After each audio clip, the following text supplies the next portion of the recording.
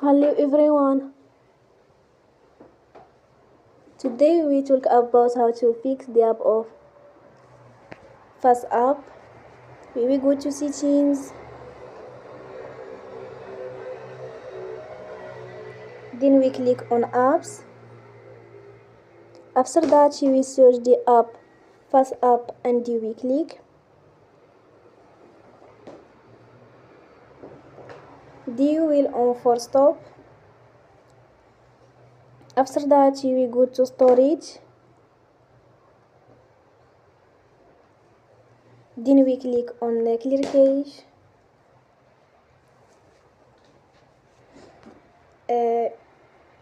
In the end you will turn your Wi-Fi and you will turn again. Don't forget to support us by like and subscribe.